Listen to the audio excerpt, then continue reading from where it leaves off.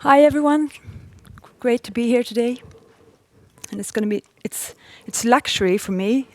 It's hard work working in a company, and now it's luxury just having all this knowledge around me for a day. Looking forward to all long discussions.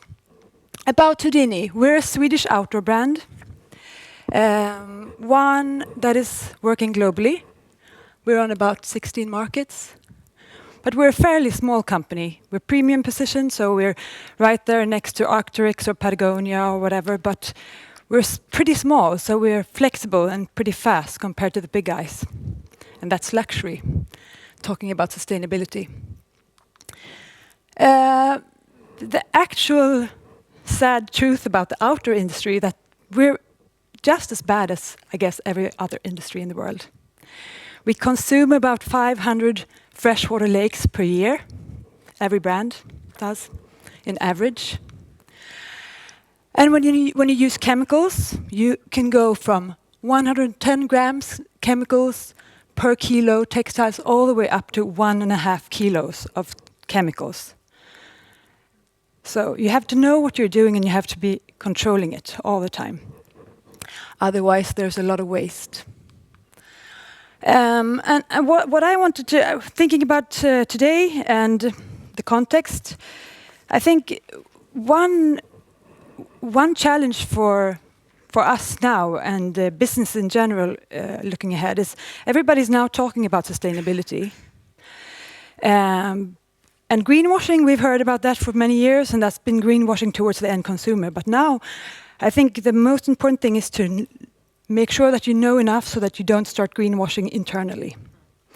And greenwashing internally could be, for instance, looking instead of having the holistic framework as the planetary boundaries, only focusing on, for instance, carbon dioxide. And I can see so many cases of this among colleagues in the business. You look only on, for instance, carbon dioxide. And one example, we have fabric suppliers that come to us and they show us alternatives to synthetics made from fossil fuels or crude oil. And they say, okay, so there's a bioplastic instead. And then we ask a simple question like, okay, so it's what kind of cultivation? Is it organic or is it GMO? They have never been asked the question before. So they're very surprised about it and they don't know the answer. They don't know the answer in terms of biodiversity, how it's cultivated. So there's just there's lack of knowledge, and there's also big risks for companies to just move from one negative aspect to the next by changing to, for instance, bioplastics. And it might not lead to anything good. It's just a way of thinking that you're doing something good.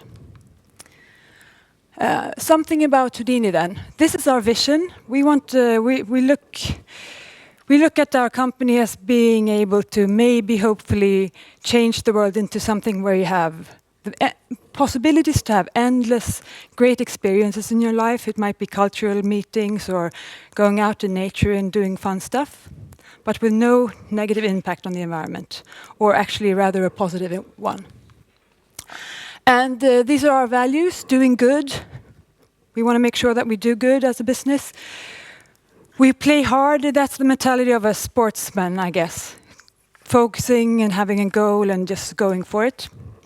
And then pushing boundaries. We want to push boundaries within, asking ourselves if we're doing the right thing, but also externally. Get end consumers to question themselves, or get other brands to question themselves. And then have fun on the way. Important, I think. This is our product philosophy. We want to do less with more. We want to have versatile products, and we don't want to add a lot of stuff on them to make them last longer. That means minimalist construction.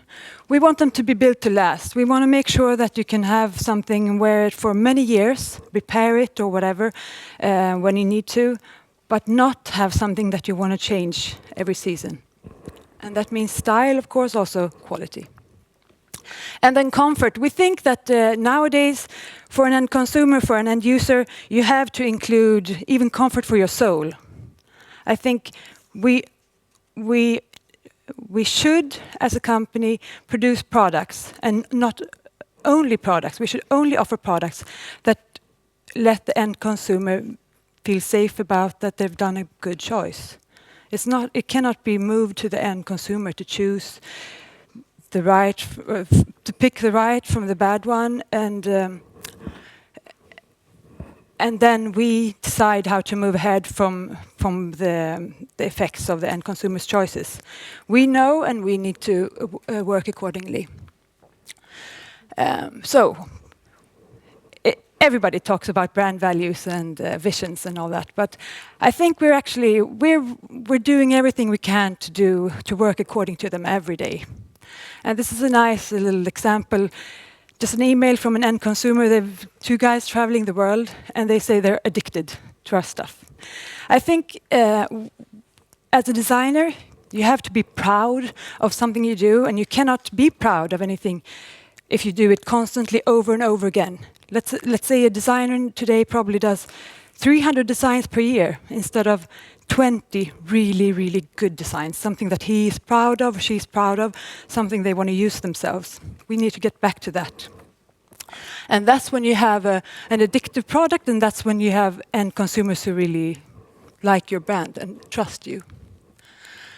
So how do we go about making sure that this applies in the daily business? This is a checklist from the design department. Does this product deserve existence at all? Will it last long enough? Is it versatile enough? Will it age with beauty?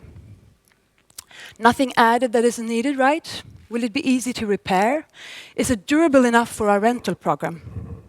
A fairly new one there. Do we have an end-of-life solution? So the work has been going on since 2001 at Houdini. And this happened in 2007, 6 years later. That's when we started, then we launched the first circular products.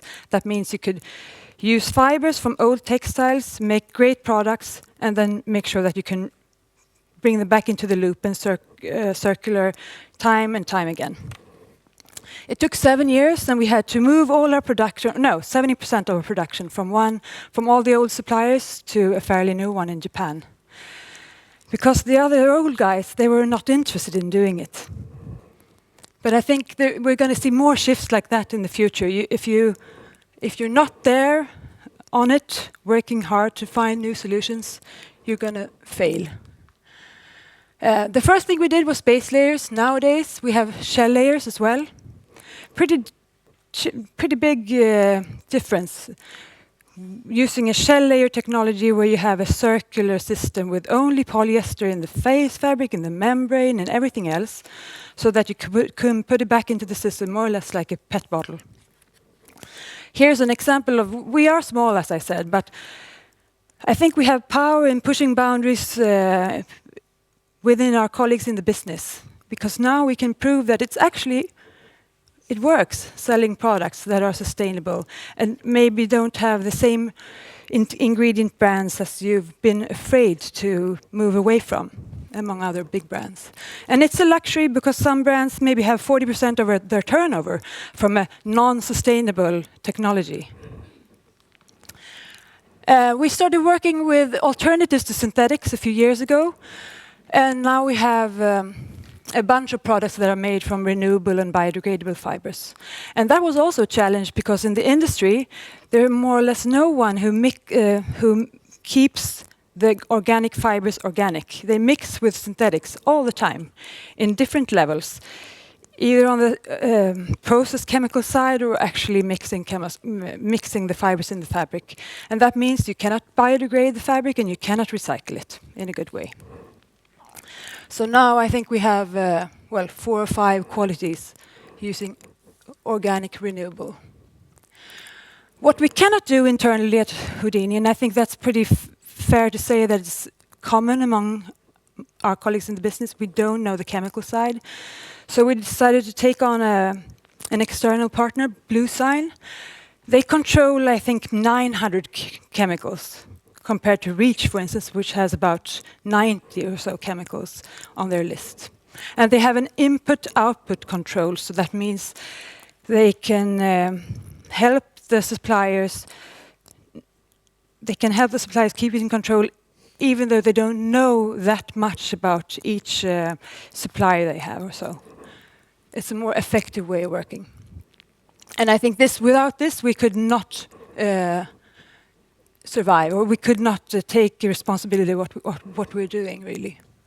Now I'm coming to some numbers. This is what we create in a line.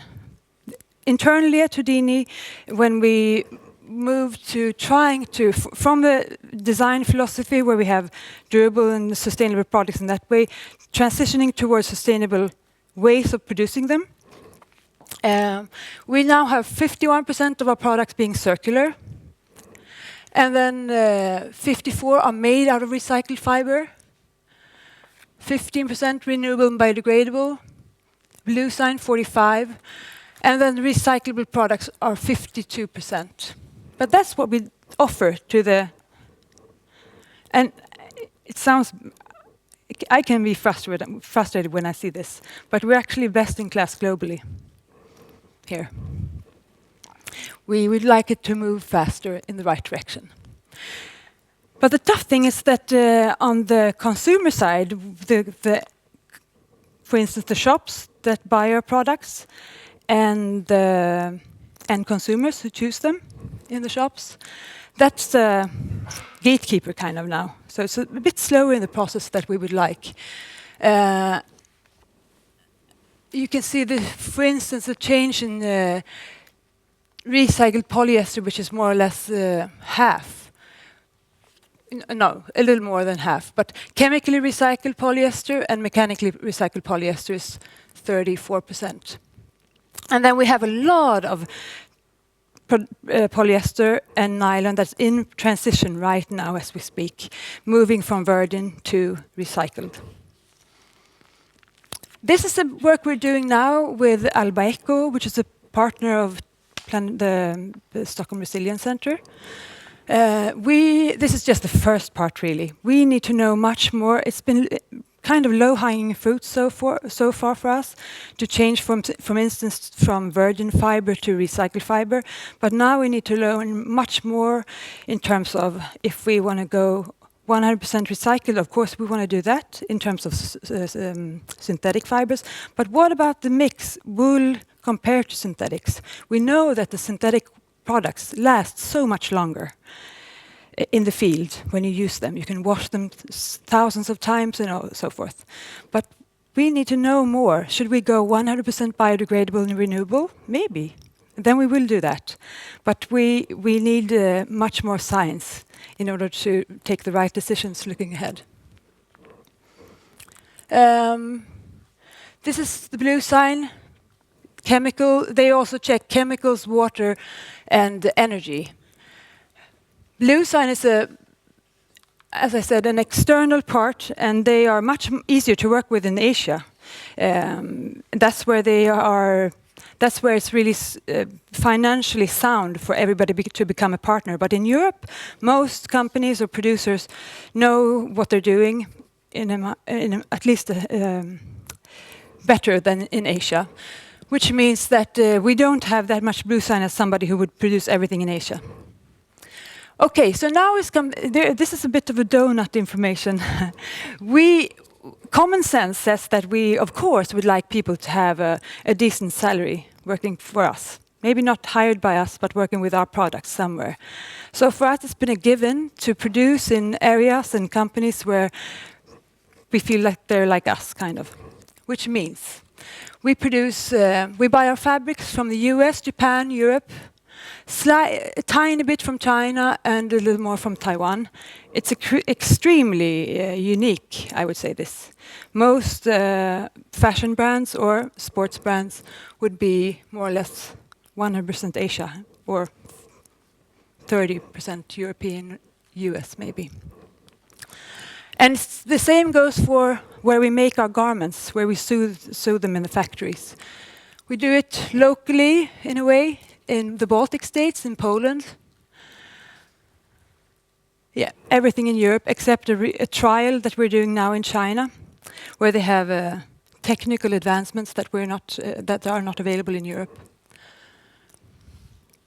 And we want to stay this way. And if we move some production to China or elsewhere, we need to know that we still have the same type of working environment that we can live with and be proud of. What time? So, we are thinking now that all we're doing, we're probably going to reach 100% recycled fiber in our products somewhere around 2020. But there's a lot of things that we need to do in collaboration with others. Collaboration with Alba Eco and the Stockholm Resilience Center for once to get more knowledge, but also to change behavior among ourselves and consumers and users. So the science side is really important to know where we're going and partner up with the right people. And then this is a roadmap we're doing right now, but it's going to change from innovation to innovation. Maybe we will have knowledge that we don't have today in a year's time with Alba Eco that will make us shift in our focus. But then, in terms of how we communicate and how we inspire our end users to work with us. We want people to not keep on shopping like it's fast fashion. Recycle has been around for a long time, but now we introduced rental. You can rent products from us instead of buying them. Maybe you don't ski more than 1 week per year, so why should you have a ski jacket in your closet all year round? So rental is one thing. Repairs, of course, we've been doing that more reactively since we started, but nowadays we do it more proactively to inspire people to keep their stuff and repair them. And it's actually not that hard, because when you do a good product and people take it on their adventure, it's become a companion of life. So of course they want to repair it. That's the type of products we need in this world. So repairs and then reuse. We actually sell second-hand Houdini in our shops. And it's a way for us to show the end consumers how durable it really is. To do all this, we had to experiment with our own retail because it's really tough to get retailers on board on these new types of business models. So we have something that we experiment with every day now, retail for the future, we call it. This is a shop in Gothenburg, which we did with Vasakronan. This is where we can explore the new business models like rental and sharing economy in different, but it is also a way for us to see what should be the commons. It's actually something that's for free. That's part of Houdini, but for free. We want people to explore the outdoors and fall in love with nature. We want them to be healthy and happy. So maybe join us for yoga or learn more about avalanche safety or whatever. Stuff like that is something that we've made possible through our shops. That's the Advents Yoga in Åre. Or just come by and fix your bike or whatever. So, keeping the great outdoors great and providing the gear to take you there. That's our mission, and there's a lot of work to be done. We're only in the beginning of our journey. Thanks.